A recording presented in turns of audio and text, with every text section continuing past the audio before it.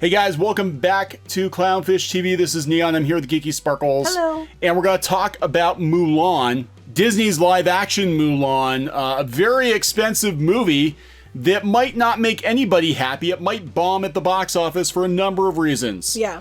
So we're going to talk about some stuff that has come up recently. People are not happy about some of the creative choices. This movie will be very different. And the media, of course, is right there to make sure everybody's pissed off and mad. But yet the places like the Hollywood and Disney keep kowtowing to them. So, you know. Yeah, this isn't going to go well. This isn't going to go well. There are a lot of things going on against this movie. And now it seems like nobody is happy with it. And it cost a ton of money. Yeah. This is, I mean, we're talking like Star Wars level amounts of money here. So before we get into the video, please subscribe for more pop culture news, views, and rants. We're only less than 4,000. I think less than 4,000 away from 100,000, guys. Thank you for the support. Yes. It means a lot. Definitely does. So is Mulan a girl worth fighting for? Is it a movie worth fighting for? I don't know. I don't know. Everybody's mad. Everybody's mad. Because the media, in true media fashion, has, well, first of all, the production people put their foot in it first. Because, you know, anymore, they have to go out there and make announcements about, you know, look how, you know, we're pushing this envelope or that envelope. And then the media has run with it. Everybody's blaming the other side. But in reality, everybody's pissed. I mean, everybody's blaming the other side, but everyone is mad. Yeah, so let's talk about some of the stuff that's come up. Before we talk about that, let's talk about the fact the movie cost $200 million. Yes. We are talking, this is almost as much as The Force Awakens for a Disney fairy tale remake. Okay, there are also a lot of liberties taken with the movie, and we're going to talk about that. Before we talk about the liberties and why people are upset, Box Office Pro is only tracking this thing to make 40 to 60 million opening weekend. Yeah, that's lower than IMDb had some estimates too that were slightly higher, but I'm more agreeing with this. Yeah, I'm not hearing a ton of buzz about it. A lot of people are upset that there's no music, and a lot of the deviations from the cartoon, I think, are turning people off. So people are already, they kind of have their backs up, you know, for this movie. I mean, they're just not into it. It was clearly designed to pander to China, which that's a whole nother issue. We're going to talk about it too. But here, I have more of the numbers put up on an article I did on Pirates and Princesses. This was the IMDb's numbers. Now, they had the opening weekend at 60 to 70 million. But here's where it gets interesting. Total domestic, they're estimating between 150 to 175 million, which is under the 200 million it cost. Yeah. The only way it's going to do well is total worldwide. And right now we're having a problem because a lot of the theaters in China are closed. Yeah, that thing of which we cannot speak on YouTube. COVID. Are you even allowed to say that? I don't know. It's probably been demonetized. The C word. The C word. You're not allowed to talk about it on YouTube, but there is an issue in China preventing people from going to see movies. Google it. Yeah. Google it. So, you know, they need the world, and it's not just China. I mean, Japan's shutting a lot of stuff down. A lot of countries are shutting things down. They're trying anything that would have a lot of people that would be out and about mingling with other people. They're trying to shut down. So the worldwide box office is going to be hit hard in the long run. Now, that doesn't mean it can't bounce back later if they get this under control, but as of now, I don't think it's going to hit that high. Yeah, and Disney is delaying releasing it in China. They don't know when they're going to open it. But the thing is, this movie was basically designed to be a hit at the Chinese box office. Exactly. They picked a well-liked Chinese star. They cut out anything that could potentially, maybe possibly be offensive to Chinese people. They had Chinese people consulting on the movie to make it as palatable. But that's what they did with like Moana too. They brought in people to make sure that they kept it, you know, culturally sensitive, and they kept it within what they would, accept and expect. And they did this with China too, because China is the second biggest box office outside the United States, and we all know that United States and Disney especially are doubling down on kissing China's butt. Yeah, watch South Park. Watch South Park. You'll get the picture of what's going on. But this is gonna blow up in their faces, I think, because I mean, obviously nobody could have predicted the issue we cannot speak of happening in China, but it's also stateside gonna face an uphill battle because there are a lot of liberties being taken in this movie compared to the animated version. Right, compared to the animated, but not compared to the original the actual story. Right. So yeah, so what's going on is basically the producer turned around and said that the reason they didn't have Lee Shang in it, because everybody's mad that Lee Shang isn't in it, is because of the Me Too movement. And now this probably is true, because when this movie would have been scripted and would have been early production, that was like 3 years ago or so, when that was a big thing. Yeah. With the hashtag Me Too was everywhere. Yeah. So I'm sure he's right. And they said that having a commanding officer that is also a sexual love interest was very uncomfortable, and we didn't think it was appropriate. So people are mad because they're like, okay, you're pandering with the Me Too. But here's the other side of it. A bunch of people are also mad on the other side, which we'll go to Collider for that, because they felt that Shang was bisexual because he liked Mulan when he thought she was a dude, which I didn't really get that. I never got that. And I thought that was like a friendship thing, it was weird that suddenly he liked her when she was a woman. It was a little weird, but he didn't like her right away. He left her, for dead in the middle of the mountain by herself in the freezing cold. It wasn't like Ping, but they're even. It wasn't like Ping's got tits. Hot damn. Yeah, it wasn't. It wasn't. Wow. It wasn't. But so they are upset because they feel that this is a pulling representation away from the LGBTQ community, as well as the fact that there was a kiss scene in the movie between Mulan and the new character, which I can't even remember his name right now because I'm so tired. Not Shang. No, not. They actually split Shang's character up into two characters. They split him into Commander Tong. Oh, it's right here. And then it's like Chen Hongui. I'm probably saying them wrong. I apologize if I am. I'm not trying to. And apparently she has a kiss with the Hongui guy, but we don't know if it was as a woman or as a supposed man. She's a woman either way. Okay, you know what I mean? But it's her equal. They make a point of saying that this guy is. They split the character. Her equal and not a commanding officer. Right, so. Because they said that wouldn't happen anyway, that she would have had a relationship with a commanding officer. That was, dumb. Yeah. And they made this person her equal, which would make more sense. But they ran it past the Chinese audiences and they ran it past the Chinese officials, and they said the kiss needed to go. So they pulled this, and I'm wondering if it wasn't a scene where he kisses her thinking, when she's in disguise as a man. I don't know. Yeah. But because of that, a lot of people are upset because they feel that representation is being pulled. So, and it's hilarious because you watch the arguments. Everybody is yelling. Everybody who's thinks the Me Too thing is stupid is yelling about, how far left it is and how wrong that is. And then everybody who's mad about representation and the kiss and all that is yelling about how far right it is. And in actuality, everybody's pissed. You're all pretty, and everybody's mad about it. So it doesn't matter. Everybody has a problem, and neither side is actually correct or caused it.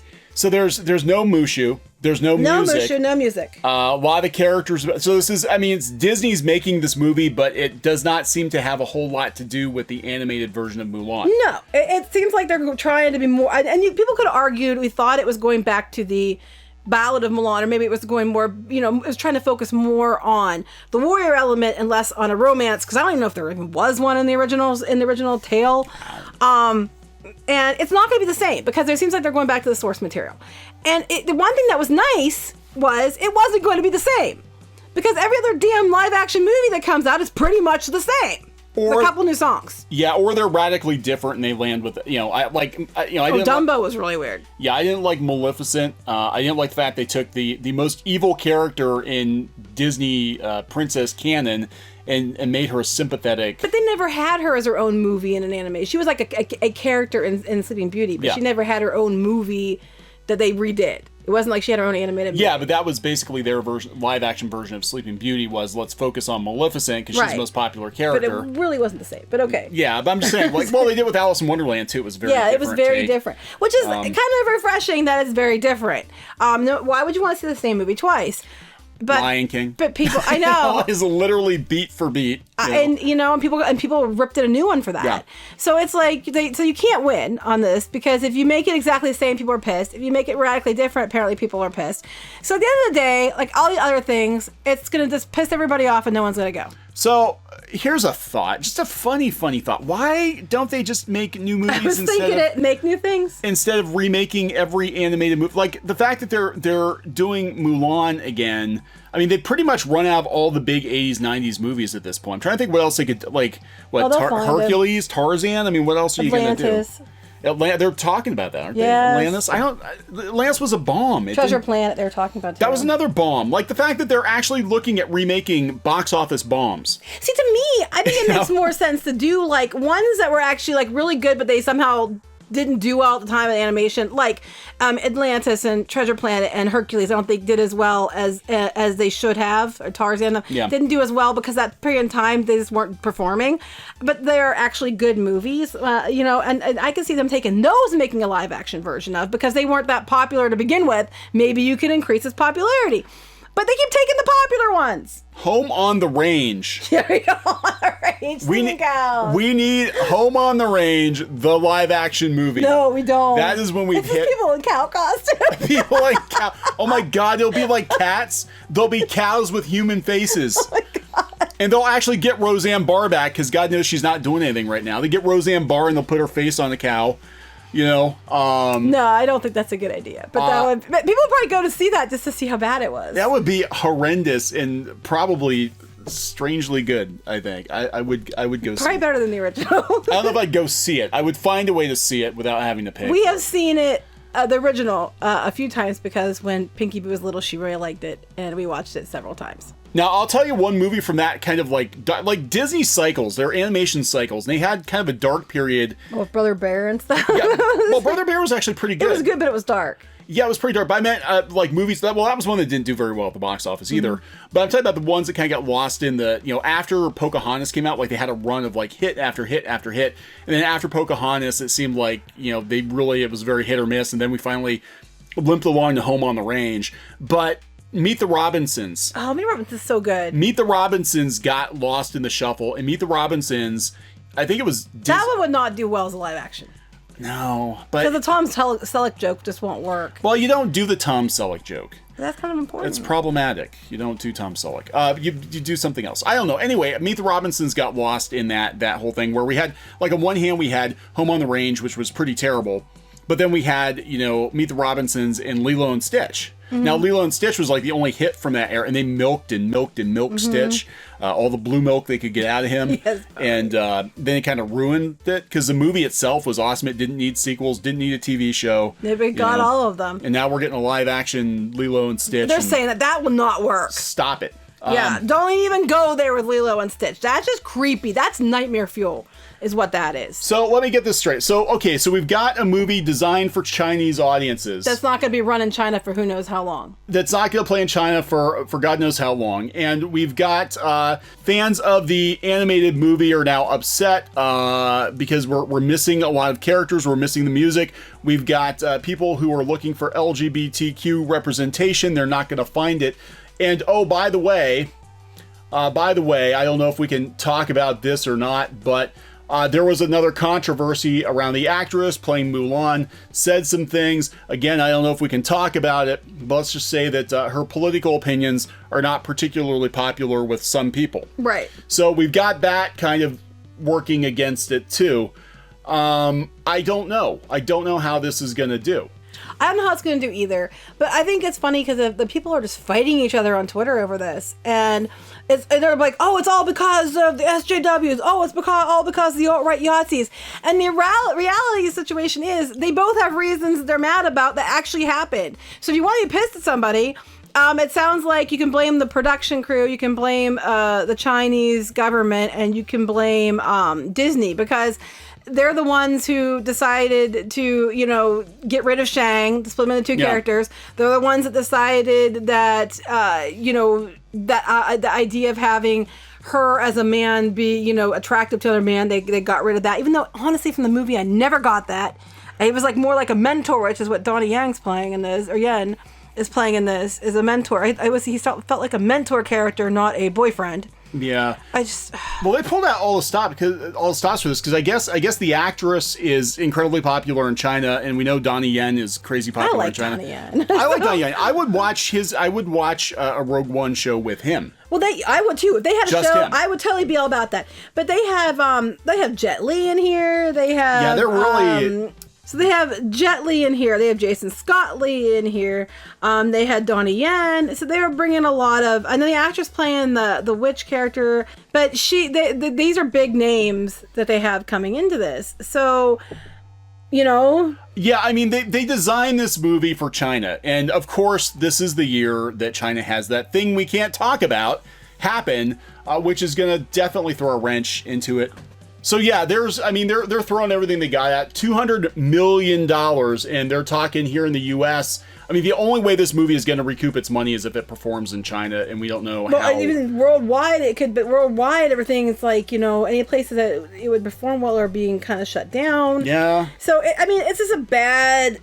it's just a domino effect of bad things. And, you know, it's going to be hard pressed to come even at this point. A series of unfortunate events. Yeah. I'm still probably going to go see it because I actually like Chinese and K-drama and period pieces and stuff. So to me, I actually kind of find it interesting.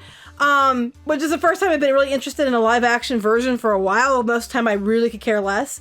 So I kind of want to see it, but I don't really care. I'm not so upset about Mushu and Shang and all that as other people are. If nothing else, I want to see what kind of train wreck it is. I don't know. It doesn't. I mean, it just seems like be a train wreck. I mean, I get what they're doing. I just think that they've changed it so much that I think that American audiences anyway are going to look at it and be like, this barely resembles the Mulan I grew up watching. Which I think is refreshing. But here's the thing: you're going to have to understand Hollywood. You're mostly going to have to pick a side. You're going to have to either pick China or pick the United States. But it's really, really, really hard to appeal to both. Yeah, I mean, it's just kind of like, I think the way to look at it is they're going to have to make movies, you know, that can survive without the foreign box office. I don't even know if that's possible. I think we've basically gotten to a point where we've relied so heavily on the global box office that it's almost like making movies by committee, because then the movies have to be designed to appeal to certain countries. You know, there have to be. You can't appeal to all of them. No, you can't appeal to everybody at once. I mean, what offends people in one country might not offend someone in another country. And I get the global box office, but as we're seeing with Joker, and we're seeing even with, you know, Sonic the Hedgehog, you know, Americans will support movies, and then they look at like how colossally they screwed up with Star Wars, where they can't make Star Wars popular in China. No. Like, there's nothing you can do to make it. They don't care. You can't make them do it. Neener. Yeah, it's not going to work. But then in this case, they designed this movie specifically to play in China, and it doesn't look like it's going to work out very well. It looks like people in the States are going to be pissed, and you know, I don't know. It still might wind up being one of their billion-dollar tent poles, but I don't think so. I'm not feeling it. Basically, everybody's mad at each other, thinking it's their fault. But the reality situation is, they were choosing trying to please everyone. They pleased nobody, and it's pretty much a movie for no one. So everybody's fighting each other over nothing, because it's not either side's fault. It's like they tried to do for both sides, and it just messed up for everyone. Now, I'm going to say one more thing before we wrap this up.